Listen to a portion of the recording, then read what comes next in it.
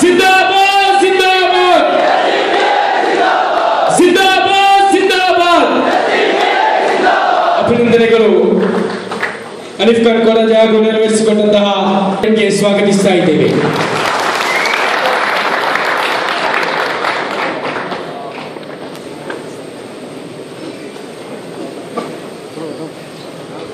ಈ ಕಾರ್ಯಕ್ರಮದ ಈ ದಿನದ ಕೇಂದ್ರ ಬಿಂದುವಾದಂತಹ ಹೊಸ ಸಾರಥಿಯಾಗಿರುವಂತಹ ಡಾಕ್ಟರ್ ಶರೀಫ್ ಸಾಹೇಬ್ರೆ, ಅಧ್ಯಕ್ಷತೆ ವಹಿಸಿರುವಂತಹ ನನ್ನ ಆತ್ಮೀಯ ಗೆಳೆಯರೂ ಆದಂತಹ ಶ್ರೀ ಹನೀಫ್ರವರೇ, ವೇದಿಕೆ ಮೇಲಿರುವಂತಹ ಎಲ್ಲ ಗಣ್ಯರೇ, ನನ್ನ ಅಣ್ಣ ತಮ್ಮಂದಿರೇ ಮತ್ತು ನನ್ನ ಅಕ್ಕ ತಂಗಿಯರೇ, ನಾನು ಹೆಚ್ಚೊತ್ತು ಮಾತಾಡಲ್ಲ. ನಿಮ್ಗೆ ಆಶ್ಚರ್ಯ ಆಗಿರ್ಬೋದು, SDPI ಕಾರ್ಯಕ್ರಮದಲ್ಲಿ ದ್ವಾರಕನಾಥ್ಗೆ ಕೆಲಸ ಅಂತ.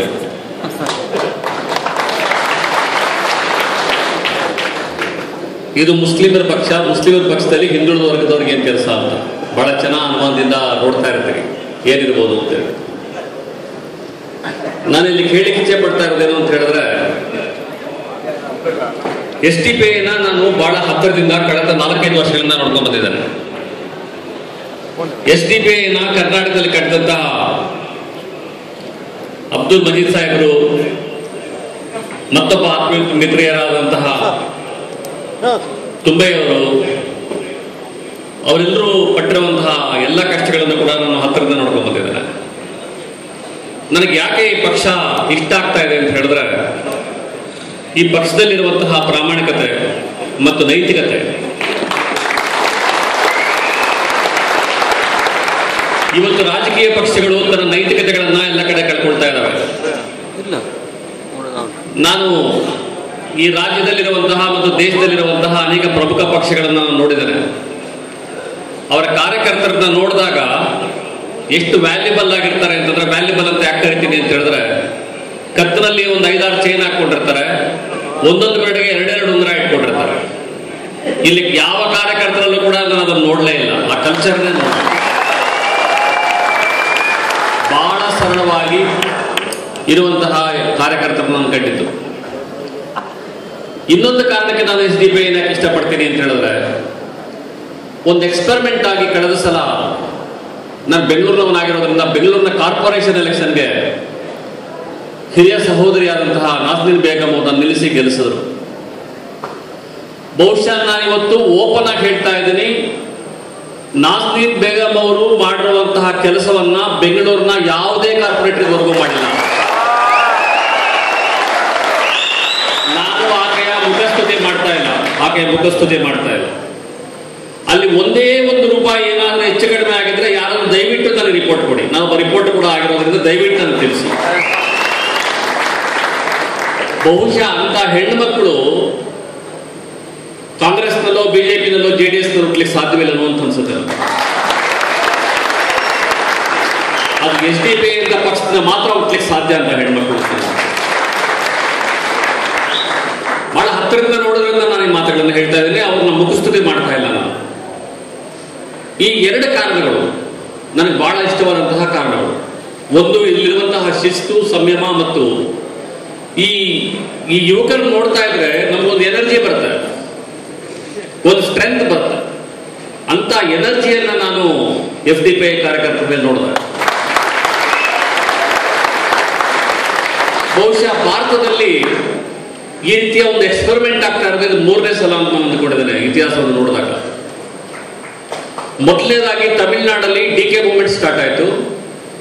ಅದು ಬ್ಯಾಕ್ವರ್ಡ್ ಕ್ಲಾಸಸ್ ಇಂದ ಶುರುವಾದಂತಹ ಮೂವ್ಮೆಂಟ್.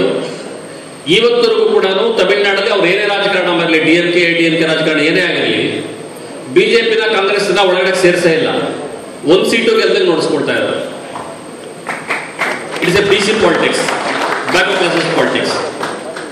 ಎರಡನೇದು, ನಾನು ಈ ತರದ ಒಂದು ಎಕ್ಸ್ಪೆರಿಮೆಂಟ್ ನೋಡಿದ್ದು ಉತ್ತರ ಪ್ರದೇಶದಲ್ಲಿ. ಕಾಂಶಿರಾಮ್ ಸಾಹೇಬರು BSP ಪಕ್ಷವನ್ನು ತಂದು ಅಲ್ಲಿ ಬಿಜೆಪಿನ ಮತ್ತು ಕಾಂಗ್ರೆಸ್ನ ಸಮಾನವಾಗಿ ಮುಕ್ತಾಯ ಮಾಡಿದ್ರು.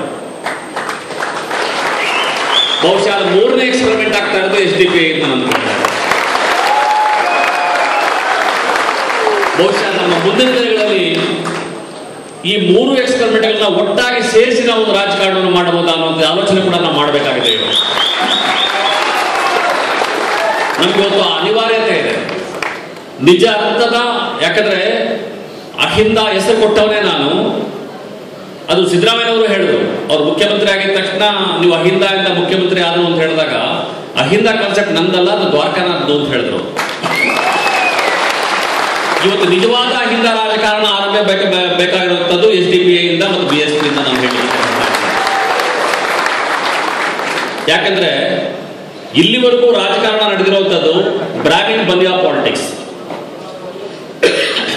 ಮೊಟ್ಟ ಮೊದಲ ಸಲ ತಳವರ್ಗದ ತಳ ಸಮುದಾಯಗಳ ರಾಜಕಾರಣವನ್ನ ಮೊಟ್ಟ ಮೊದಲ ಸಲ ಭಾರತ ನೋಡೋಕೆ ಆರಂಭ ಮಾಡ್ತಾ ಇದೆ.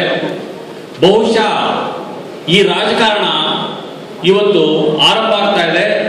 ಆಗ್ಲೇ ಸಾಂಕೇತಿಕವಾಗಿ ತೋರಿಸಿದಂತೆ ಕೋಮುವಾದಕ್ಕೆ, ಭ್ರಷ್ಟಾಚಾರಕ್ಕೆ ಅಥವಾ ಕ್ಯಾಪಿಟಲಿಸಂಗೆ ಇದು ನಿಜವಾಗ್ಲೂ ಉತ್ತರವಾಗತ್ತೆ ಅಂತ ಹೇಳಲಿಕ್ಕೆ ಇಚ್ಛೆ ಪಡ್ತಾ ಇದ್ದೀನಿ ನಾನು. ಬಹಳ ಸಾಂಕೇತಿಕವಾಗಿ ಎಲ್ಲವನ್ನೂ ಮಾಡಿದಿರಿ. ಅದೆಲ್ಲಕ್ಕಿಂತಲೂ ಹೆಚ್ಚಾಗಿದ್ದು ನನಗೆ ಟಿಪ್ಪು ಸುಲ್ತಾನ್ ವೇದಿಕೆ ಅಂತ ಹಿಟ್ಟಿದ್ದು. ನಾನು ಟಿಪ್ಪು ಸುಲ್ತಾನ್ ಹುಟ್ಟಿದ ಜಿಲ್ಲೆಯವನಲ್ಲ, ಟಿಪ್ಪು ಸುಲ್ತಾನ್ ಅಪ್ಪ ಹುಟ್ಟಿದಂತಹ ಹೈದರಾಬಾದ್ ಜಿಲ್ಲೆಯವನು. ನಮ್ಮೊಂದು ಪರಂಪರೆ ಇದೆ, ಅಲ್ಲೊಂದು ಪರಂಪರೆ ಇದೆ. ಅದು ಹೈದರಾಲಿ ಪರಂಪರೆ ಅಂತ ಕರೀತಿರೋ, ಟಿಪ್ಪು ಸುಲ್ತಾನ್ ಪರಂಪರೆ ಅಂತ ಕರೀರಿ. ಎಲ್ಲೋ ಒಂದು ಕಡೆ ನಾವು ಇವತ್ತು ಕೂಡ ಅನ್ನ ತಿಂತಾ ಇರೋದು, ಅಲ್ಲಿ ಕೋಲಾರ ಜನ ಆಗಲಿ, ಕೋಲಾರ ಸುತ್ತಮುತ್ತಲ ಜನ ಆಗಲಿ, ಟಿಪ್ಪು ಕೊಟ್ಟ ಅನ್ನವನ್ನೇ ಇವತ್ತು ತಿಂತಾ ಇರೋದು. ಒಬ್ಬ ದೂರಗಾಮಿತ್ವನಾಗಿ, ಒಬ್ಬ ದೂರದರ್ಶಿತ್ವನಾಗಿ, ಒಬ್ಬ ವಿಷನರಿ ಆಗಿ ಟಿಪ್ಪು ಅವತ್ತು ರೇಷ್ಮೆಯನ್ನು ತರದೇ ಇದ್ದಿದ್ರೆ ನೀರಿಲ್ಲದ ಕೋಲಾರದಲ್ಲಿ ಇವತ್ತು ಬರಡು ಭೂಮಿ ಆಗ್ತಾ ಇದೆ. ಇವತ್ತು ರೇಷ್ಮೆಯಿಂದ ಸಾವಿರಾರು ಕುಟುಂಬಗಳು ಬದುಕ್ತಾ ಇದ್ದಾವೆ. ಯಾಕಂದ್ರೆ ಒಬ್ಬ ವಿಷನರಿಯಿಂದ ಮಾತ್ರ ಸಾಧ್ಯ ಆಗುತ್ತೆ ಈ ಮಾತನ್ನ ನಾನು ಅದಕ್ಕೋಸ್ಕರ ಮತ್ತೆ ಮತ್ತೆ ಹೇಳ್ತಾ ಇರ್ತೀನಿ, ಎಲ್ಲ ಕಡೆ ಹೇಳ್ತಾ ಇರ್ತೀನಿ. ಒಬ್ಬ ವಿಷನರಿಯಿಂದ ಮಾತ್ರ ಇದು ಮಾಡ್ಲಿಕ್ಕೆ ಸಾಧ್ಯ ಆಗುತ್ತೆ ಅಂತ ಒಬ್ಬ ವಿಷನರಿ ಅಂತ ಹೇಳಿದ್ರೆ ಅದು ಟಿಪ್ಪು ಸುಲ್ತಾನ್ ಮಾತ್ರ ಅಂತ ಅನ್ಕೊಂಡೆ. ಈ ಹಿನ್ನೆಲೆಯಲ್ಲಿ ಇವತ್ತು ನಾವು ಮಾಡಬೇಕಾಗಿರೋ ರಾಜಕಾರಣ ಟಿಪ್ಪುವನ್ನ, ಬಾಬಾ ಸಾಹೇಬ್ ಅಂಬೇಡ್ಕರ್ ಅವರನ್ನ, ದೇವರಾಜ ಅರಸರನ್ನ ಮೂವರನ್ನು ಒಟ್ಟಿಗೆ ತಂದು ಒಂದು ರಾಜಕಾರಣದ ಒಂದು ಸೂತ್ರವನ್ನು ಇವತ್ತು ಹೇಳಬೇಕಾಗಿದೆ. ಅದು SDPI ಇಂದ ಮಾಡಲಿಕ್ಕೆ ಸಾಧ್ಯ ಆಗುತ್ತೆ ಅಂತ ನಾನು ನಂಬಿಕೊಂಡಿದ್ದೇನೆ. ಈ ಎಲ್ಲದರ ಹಿನ್ನೆಲೆಯಲ್ಲಿ ಈಗಾಗಲೇ 5 ವರ್ಷ ಅದಕ್ಕೆ ಬಹಳ ಒಳ್ಳೆ ಬುನಾದಿಯನ್ನ ಹಾಕಿದ್ದಾರೆ ಮಾಜಿ ಸಾಹೇಬರು ಮತ್ತು ಅವರ ಸ್ನೇಹಿತರು ಮತ್ತು ಅಲ್ಲಿದ್ದಂತಹ ಎಲ್ಲಾ ಕಾರ್ಯಕರ್ತರು ಬಹಳ ಚೆನ್ನಾಗಿ ಕೆಲಸ ಮಾಡಿದ್ದಾರೆ. ಬಹುಶಃ ಡಾಕ್ಟರ್ ಸಾಹೇಬರು ಆ ರಿಸಲ್ಟ್ ಅನ್ನ ಅಸೆಂಬ್ಲಿಯಲ್ಲಿ ತೋರಿಸ್ಲಿಕ್ಕೆ ಸಾಧ್ಯವಾಗುತ್ತೆ ಅಂತ ನಾನು ಆಶಾದಾಯಕವಾಗಿ ಮಾತನ್ನ ಹೇಳಿ ನನಗೆ ಈ ಅವಕಾಶ ಕೊಟ್ಟಿದ್ದಕ್ಕೆ ನಿಮ್ಗೆಲ್ಲರಿಗೂ ವಂದಿಸಿ ನನ್ನ ಮಾತನ್ನು ಮುಗಿಸ್ತಾ ಇದ್ದೀನಿ. ಜೈ ಭೀಮ್, ಜೈ ಭಾರತ್.